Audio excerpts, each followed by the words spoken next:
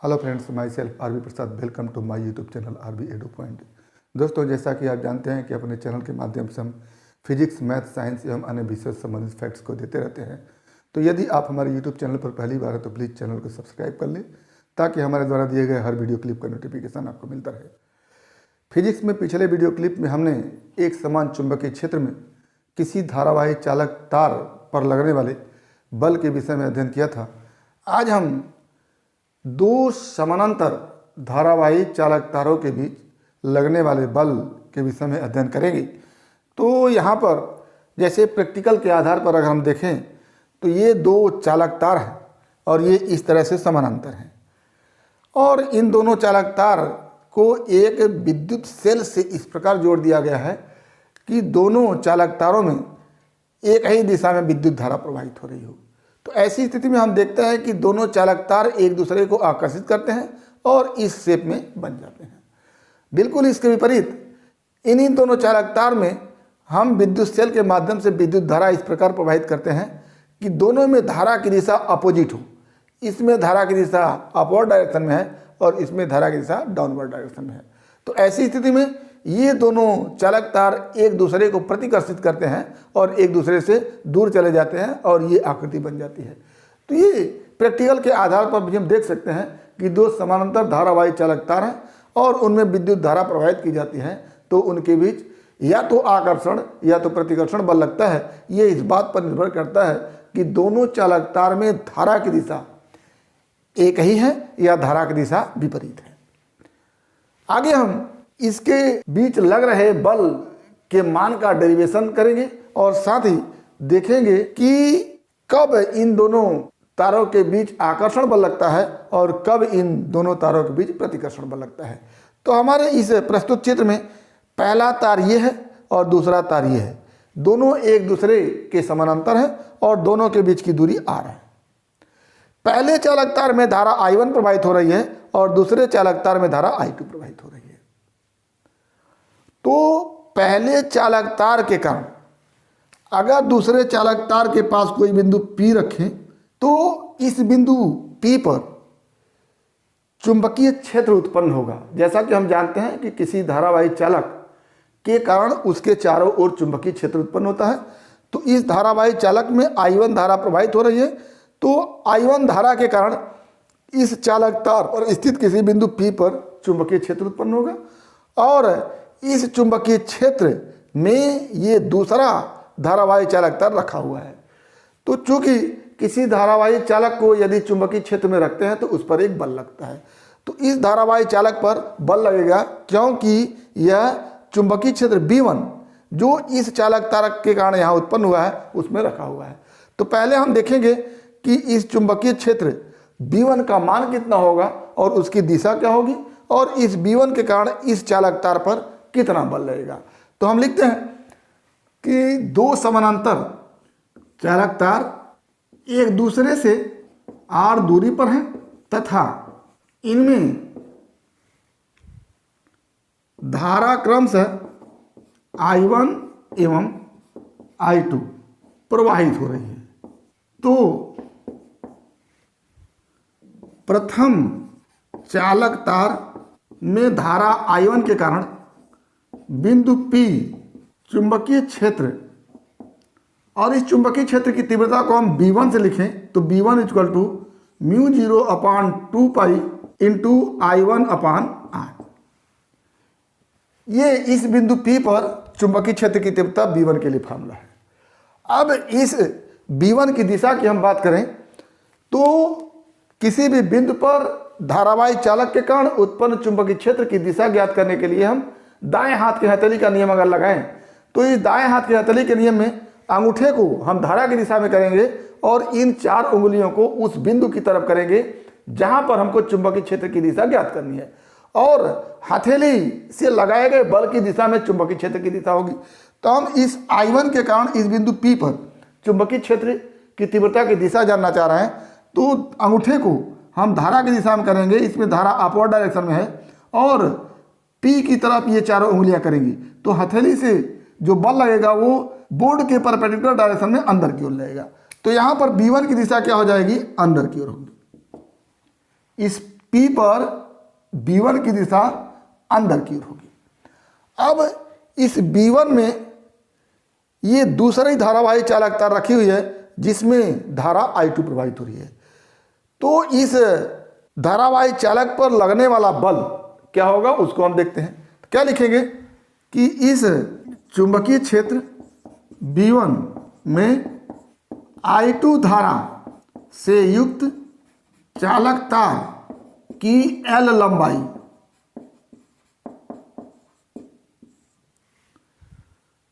पर लगने वाला बल F किस चालक तार पर लग रहा है, दूसरे चालक तार पर लग रहा है, तो इसको लिख देते हैं F2। और किसके कारण उत्पन्न चुंबकीय क्षेत्र में लग रहा है, पहले चालक तार के कारण उत्पन्न चुंबकीय क्षेत्र में लग रहा है, तो यहां पर लिख देते हैं F21, यानी दूसरे चालक तार पर लगने वाला बल और B1 में रखने के कारण। तो इस तरह से हो गया इक्वल टू क्या लिखते हैं I2 दूसरे चालक तार में धारा I इंटू चालक तार की लंबाई L into B1 into sine theta. अब ये थीटा का मान अगर देखें तो I2 और B के बीच ये हो जाता है 90 डिग्री। तो क्या हो गया F21 equal to I2 into L into B1 का मान यहाँ से हम रख देते हैं μ0/2 इंटू I1/r इंटू साइन 90। और ये हो जाता है यहाँ से F21 equal to μ0/2 into I1 into I2/r into L। अब अगर हम एकांक लंबाई पर इस चालक तार के एकांक लंबाई पर लगने वाले बल को देखें तो इसमें हम क्या करेंगे, L से भाग दे देंगे। तो क्या हो जाएगा, दूसरे चालक तार के एकांक लंबाई पर बल, ये क्या हो जाएगा, पूरा बल है F21 और लंबाई है L, तो F21/L हो जाएगा equal to μ0/2 into I1 into I2/r। और ये बल की दिशा किधर होगी, तो धारा की दिशा में हम अंगूठा रखते हैं और B की दिशा में ये चारों उंगली रखते हैं। तो बल की दिशा हथेली से लगाए गए बल की तरफ होगा, तो हथेली से हम इस दिशा में बल लगाएंगे, तो ये बल की दिशा हो जाएगी F21 की दिशा ये होगी इधर की तरफ। अब बिल्कुल इसी तरह से दूसरे धारावाही चालक तार के कारण यहाँ पर बिंदु Q पर चुंबकीय क्षेत्र की तीव्रता B2 निकालेंगे। तो क्या लिखेंगे कि दूसरे धारावाही चालक तार के कारण बिंदु Q पर चुंबकीय क्षेत्र की तीव्रता, इसको हम लिखते हैं B2, क्योंकि दूसरे चालक तार के कारण चुंबकीय क्षेत्र की तीव्रता है। तो B2 equal to μ0/2 into I2, दूसरे चालक तार में धारा I2 है, अपान R। ये हो गया हमारा B2 इक्वल टू। अब यहाँ Q पर चुंबकीय क्षेत्र की तीव्रता B2 है और इसी B2 में पहला धारावाही चालक रखा हुआ है। तो इस B2 के कारण इस धारावाही चालक पर बल लगेगा। B2 में रखे I1 धारा से युक्त धारावाही चालक पर बल, और इस बल को हम लिखते हैं, पहले धारावाही चालक पर लग रहा है तो F1 लिखेंगे और चुंबकीय क्षेत्र B2 के कारण लग रहा है तो यहाँ 2 लिख देंगे इक्वल टू, बल के लिए ILV साइन थीटा फॉर्मूला होता है, तो I की जगह लिखेंगे I1 और लंबाई यहाँ पर भी L लेते हैं, I1 into L into B2 में रखा हुआ चालक तार है इंटू साइन 90। साइन 90 क्यों, क्योंकि चुंबकीय क्षेत्र की तीव्रता और I1 के बीच का कोण 90 डिग्री है। तो क्या हो जाएगा यहाँ से F12 equal to I1 into L into B2 का मान μ0/2 इंटू I2/r, और यहाँ से हो जाता है F12 equal to μ0/2 into I1 into I2/r into L। अब एकांक लंबाई पर क्या लिखेंगे, एकांक लंबाई पर लगने वाला बल क्या हो जाएगा, F12/L equal to μ0/2 into I1 into I2 by R. ये अब इस बल की दिशा को हम देखें तो यहां पर पहले हम चुंबकीय क्षेत्र B2 की दिशा को देखना चाहें तो यहां से दाएं हाथ के हथेली के नियम से देखेंगे कि यहां पर B2 की दिशा क्या होगी। तो इस धारावाही चालक तार में धारा की दिशा ऊपर की ओर है तो अंगूठा ऊपर की तरफ करेंगे और ये बिंदु Q है, Q की तरफ चारों उंगलियां करेंगे तो हथेली के द्वारा लगाया गया बल बोर्ड के लंबवत दिशा में बाहर की ओर होगा। तो B2 क्या हो जाएगा, बाहर की ओर होगा और धारा की दिशा ऊपर की ओर है और B2 बाहर की ओर है। तो ऐसी स्थिति में जो बल लगेगा वो बल कुछ इस तरह से लगेगा। ये चुंबकीय क्षेत्र की दिशा में चारों उंगली को किया और अंगूठे को धारा की दिशा में ऊपर की ओर किया तो हथेली से बल इधर की तरफ लगेगा, यानी F12 की दिशा इधर की ओर होगी। तो क्या हो गया, ये F12 की दिशा। आप देखिए F21 और F12 की दिशा एक दूसरे के विपरीत है तथा दोनों तार एक दूसरे को आकर्षित कर रहे हैं। इसका आशय यह है कि यदि चालक तारों में धारा की दिशा एक ही हो तो दोनों एक दूसरे को आकर्षित करेंगे इस तरह से, और उस आकर्षण में एकांक लंबाई पर लगने वाला बल पहले चालक तार पर μ0/2 pi into I1 I2 by are और दूसरे चालक तार पर μ0/2 pi into I1 into I2 by R, यानी दोनों चालक तार के एकांक लंबाई पर लगने वाला बल सेम है। तो एक समान बल से दोनों चालक तार एक दूसरे को अपनी ओर आकर्षित करेंगे। कब, जब धारा की दिशा एक ही होगी। अब आगे हम देखते हैं कि अगर धारा की दिशा विपरीत हो तो दोनों तार पर लगने वाला बल की दिशा क्या होगी। तो ऐसी स्थिति में एकांक लंबाई पर लगने वाले बल का मान दोनों तार पर सेम होगा, केवल धारा की दिशा में अंतर होने के कारण बल की दिशा को हमको देखना है। तो यहाँ पर अगर हम इस धारावाही चालक तार के कारण यहाँ पर चुंबकीय क्षेत्र की तीव्रता की दिशा देखें तो ऊपर की ओर धारा चल रही तो अंगूठे को धारा की दिशा में करेंगे और इस बिंदु पर B की दिशा देखनी है। तो ऐसी स्थिति में हम देख रहे हैं कि हथेली से बल अंदर की ओर लग रहा है तो B1 की दिशा अंदर की ओर होगी